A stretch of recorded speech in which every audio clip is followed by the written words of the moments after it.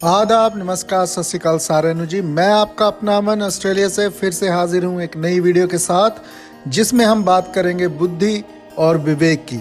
जी हाँ दोस्तों, ये दो शब्द जिसमें हम अक्सर सोचते हैं कि इनका अर्थ एक ही है, लेकिन दोस्तों अध्यात्म में ये दोनों शब्द ज़मीन और आसमान का अंतर रखते हैं। शम्स तब्रेज़, जो कि मौलाना रूम या जिन्हें हम रूमी भी कहते हैं, उनके गुरु थे। उन्होंने अपनी वाणी में कहा, intellects take you to the door but it doesn't take you inside the God's house.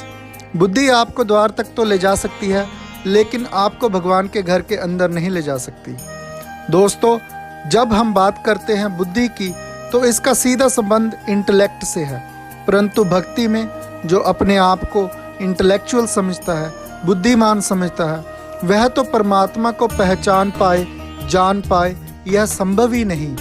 उदाहरण के लिए, रावण बहुत ही बुद्धिमान था, चारों वेदों का ज्ञाता था, चारों वेद याद थे, बहुत विद्वान पंडित था, ज्ञानी था, बुद्धिमान था, पर उसका क्या हुआ यह सब हम जानते हैं। श्री गुरु नानक देव जी महाराज श्री गुरु ग्रंथ साहिब के अंग नंबर 1 यानी कि पेज नंबर 1 पर फरमाते हैं, सहस सियाणप लख होए ता इक न चलै नाल।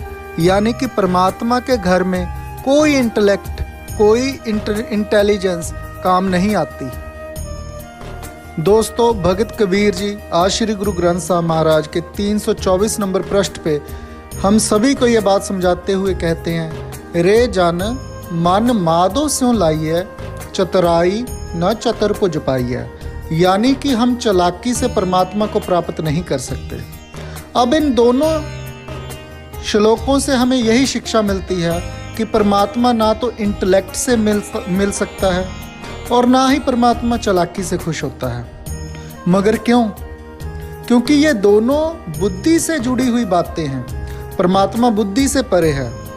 तो फिर सवाल यह उठता है कि फिर परमात्मा कैसे प्राप्त हो, परमात्मा को हम कैसे खुश करें? इसका उत्तर है विवेक के साथ। अब फिर सवाल पैदा होता है कि बुद्धि और विवेक में फिर क्या अंतर है? दोस्तों, बुद्धि, जिसे हम इंटेलेक्ट कहते हैं, यह संसार की चीज़ों का नापतोल फैक्ट्स के बेस पे करता है और डिसीजन बनाता है। उदाहरण के लिए, मैं कौन सा कोर्स करूं, कौन सी ड्रेस खरीदूं, कौन सी गाड़ी लूं, ये सब कुछ बुद्धि का काम है। बुद्धि संसार की चीज़ों में फैक्ट्स को ढूंढती है और निर्णय ले लेती है। इसीलिए संसार या संसार की चीज़ों यानी कि माया तक ही सीमित है। बुद्धि के तल पर हम इंसानों को, जाति पाति को, नेशनैलिटी को, अमीरी गरीबी को, दोस्ती शत्रुता को, छोटे बड़े को, पढ़े लिखे और अनपढ़ को डिफाइन करते हैं। इसी के कारण हम सब बटे हुए हैं और एक दूसरे से कंपैरिजन करके नफरत करते रहते हैं। अब आप ही बताएं कि फिर हम कैसे परमात्मा को प्राप्त करें, कैसे आनंद स्वरूप ईश्वर से परिचित हों? दोस्तों, बुद्धि केवल संसार या संसार की चीज़ों में फैक्ट्स के आधार पर डिसीजन बना सकती है, परंतु विवेक संसार और ब्रह्म, माया और मायापति को अलग अलग देखने का नाम है। विवेक के द्वारा संसार को इल्यूजन समझकर छोड़ ईश्वर को सदा नित्य सत्य समझकर चुन लेने का नाम है।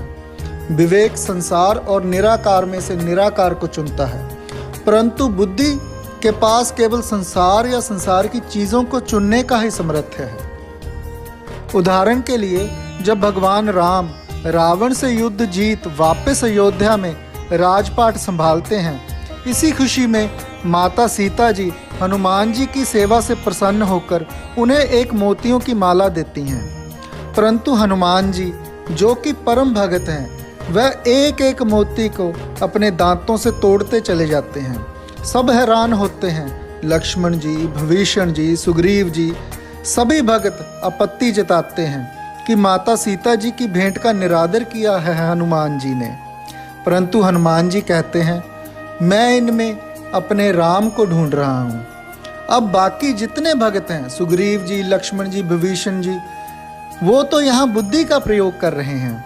बुद्धि के अनुसार मोती बहुत कीमती हैं, उन्हें माता सीता जी ने दिया है, ये सब कुछ संसार में हो रहा है और बुद्धि संसार में फैक्ट्स ढूंढ रही है और निर्णय बना रही है।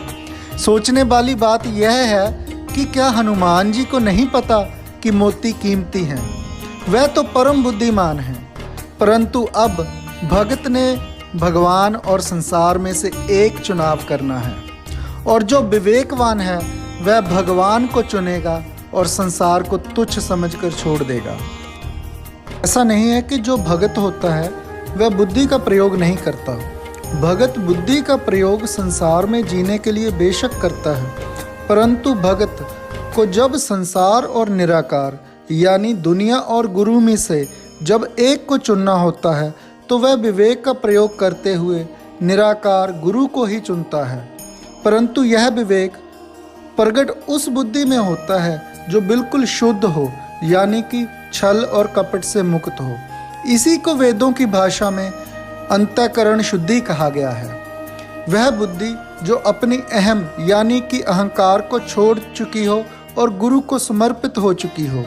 अहंकार से मुक्त जो बुद्धि है वही एक ऐसा पात्र है जहाँ से विवेक प्रकट होता है। संत तुलसीदास जी महाराज ने रामचरितमानस में भी यही फरमाया है, बिनु सत्संग विवेक न हुई, यानी कि सत्य पुरुषों का संग किए बिना बुद्धि शुद्ध नहीं हो सकती और इसमें से विवेक प्रकट नहीं हो सकता। श्री गुरु अर्जन देव जी महाराज ने आदि श्री गुरु ग्रंथ साहब महाराज के अंग नंबर 641 में भी यही फरमाया है, हार पर्यो स्वामी के द्वारे दीजिए बुद्ध विवेका, यानी कि मैं हार के सतगुरु की शरण में आया हूँ। हे सतगुरु, आप मेरे पे कृपा करो, मेरे को ऐसी बुद्धि प्रदान करो जिसमें से विवेक प्रकट हो सके, ताकि मैं परमात्मा का साक्षात्कार कर सकूं। तो ऐसी ही प्रार्थना हमारे ऋषियों ने वेदों में भी की है, जिसे हम सब गायत्री मंत्र के नाम से जानते हैं। इस मंत्र के रचयिता महर्षि विश्वामित्र हैं और यह मंत्र ऋग्वेद के मंडल 3 अध्याय 62 का 10वां मंत्र है। इस मंत्र के रहस्य के बारे में भगवान श्री कृष्ण श्रीमद् भागवत गीता के 10वें अध्याय के 35वें श्लोक में अर्जुन को भी बताते हैं। यह मंत्र इस प्रकार से है, ओम भूर्भुवस्वः तत्वसुर्वरेण्यं भर्गो देवस्य धीमहि धियो यो न प्रचोदयात्। यानी यह जो ओम, जिसको ब्रह्म कहा जाता है, जो माया के तीनों गुणों से परे है, यह भू यानी कि भूमि, भव यानी कि मध्य, स्व यानी कि स्वर्ग अर्थात भूमि, मध्य और अंतरिक्ष में तत्व रूप से समाया हुआ है। मेरी बुद्धि को ऐसा बल यानी कि विवेक प्रदान करो ताकि मैं ऐसे ब्रह्म को प्राप्त कर सकूं।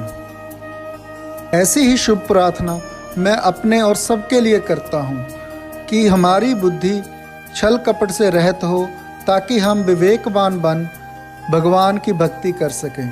आज के लिए बस इतना ही। फिर एक नई वीडियो के साथ आपके सामने हाजिर होऊंगा। तब तक के लिए आदाब, नमस्कार, सत श्री अकाल सारानु जी। खुश रहो, हंसते रहो, वसते रहो।